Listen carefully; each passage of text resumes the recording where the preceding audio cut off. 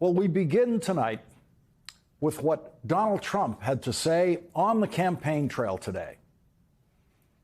And we're done.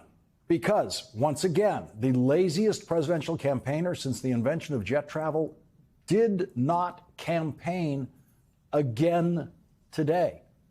There's only about 90 days left in the presidential campaign, and Donald Trump doesn't campaign on most of those days. Donald Trump did not leave his home, as far as we know, today. Didn't get dressed, never put his shoes on. I mean, I'm guessing now, but we don't actually have any evidence at all that Donald Trump got out of bed today, that he shaved or was physically capable of shaving. We don't know if Donald Trump was too tired to walk today or attempt to read a teleprompter, which he does not do well on his best days. But Donald Trump's campaign positions were described on the campaign trail today. If he is elected, Donald Trump intends to give tax breaks to billionaires and big corporations. He intends to cut Social Security and Medicare. He intends to surrender our fight against the climate crisis, and he intends to end the Affordable Care Act. While Donald Trump was doing absolutely nothing, the vice president and her new running mate, Tim Walz, campaigned in two states today, first Wisconsin this afternoon and then Michigan tonight.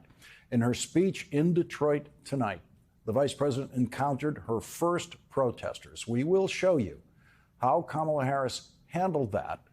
But in the audio coverage of the event, you won't be able to actually hear what the protesters were actually saying. You will hear the rest of the crowd trying to drown out what the protesters were saying with the chant of Kamala, Kamala. NBC's Nnamdi Egbuonu reports that the protesters were shouting, "Kamala, you can't hide, you're supporting genocide." And this is how the vice president responded.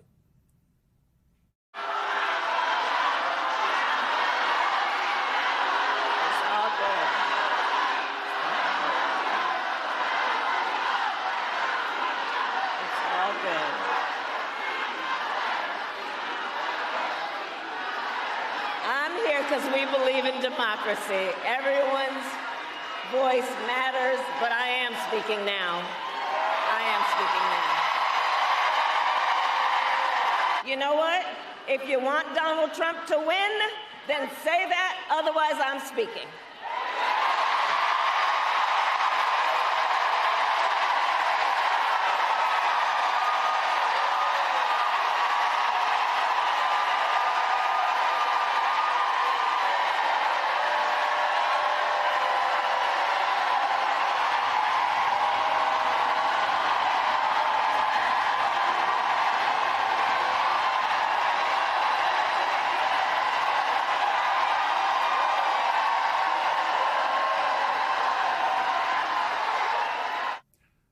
The strength of that stare is more powerful than anything I've ever seen a candidate do in a moment like that. No presidential candidate has ever handled a moment like that better than Kamala Harris. Donald Trump doesn't have moments like that because no one who disagrees with him is allowed at his occasional campaign rallies. And so he will never be shouted at by those protesters. The vice president was welcomed to Detroit today by our first guest tonight, the Michigan Democratic Party chair, Lavora Barnes. Our ticket is a winner, and it couldn't be more different than those Republicans. The Republican ticket consists of a convicted felon and his weirdo running mate. The vice president began her remarks tonight in Detroit with gratitude to the man who chose her as vice president and was the first to endorse her 2.5 weeks ago for President of the United States. Today, I also bring greetings from our incredible President Joe Biden. That's right. Joe.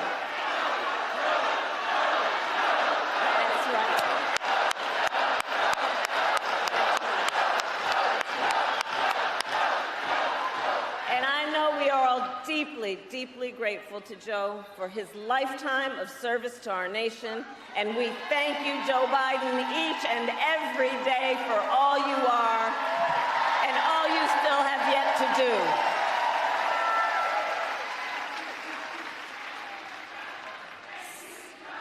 Thank you, Joe.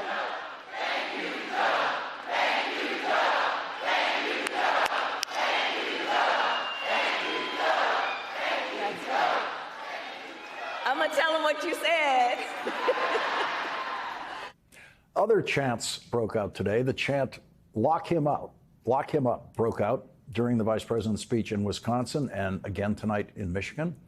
Chanting lock him up about someone who has been convicted of 34 felonies and is facing a sentencing hearing next month is very different from the Trump chant of lock her up about someone who has never been charged with a crime. And the vice president's response to that chant is very, very different from Donald Trump's. As Attorney General of California, I took on one of the country's largest for-profit colleges that scammed students. Well, Donald Trump ran a for-profit college that scammed students. You remember that? As a prosecutor, I specialize in cases of sexual abuse. Well, Donald Trump was found liable for committing sexual abuse.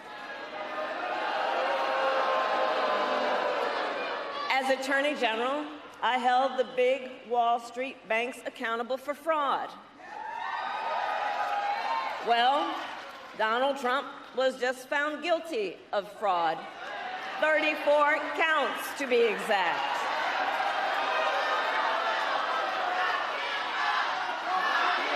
Well, hold on. You know what? Here, hold on. Here's the thing. The courts are going to handle that. We're going to beat them in November. We'll beat them in November. We'll handle that. Donald Trump lies to his sadly gullible audiences that every economic problem can be solved with drill, baby, drill, even though the United States of America is already the largest energy producer in the world.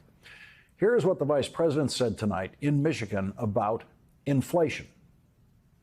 We believe in a future where we lower the cost of living for America's families, so they have a chance not just to get by, but to get ahead.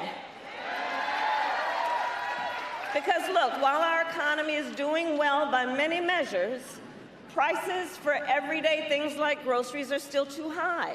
You know it and I know it. When I was Attorney General, I went after price-fixing schemes. And when I am president, it will be my day one priority to fight to bring down prices, to take on the big corporations that engage in illegal price gouging, take on corporate landlords that unfairly raise rents on working families, to take on big pharma and cap the cost of prescription drugs for all Americans. That is the work we will do together. And all of this to say, unlike Donald Trump, I will always put the middle class and working families first. Because Coach Walls and I know the middle class built this great country of ours, and when the middle class is strong, America is strong.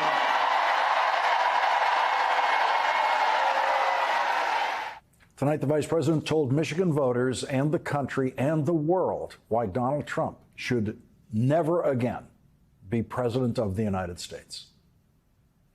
Last month, the United States Supreme Court basically just told the former president, who has been convicted of fraud, that going forward, he will be immune no matter what he does in the White House.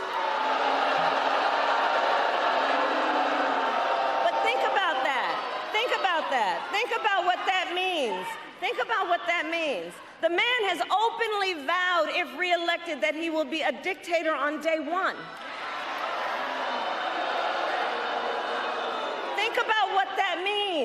when he said that he will even, quote, terminate the Constitution of the United States. Because let us be very clear, someone who suggests we should terminate the Constitution of the United States should never again stand behind the seal of the President of the United States.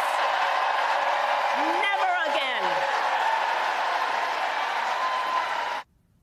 Never again.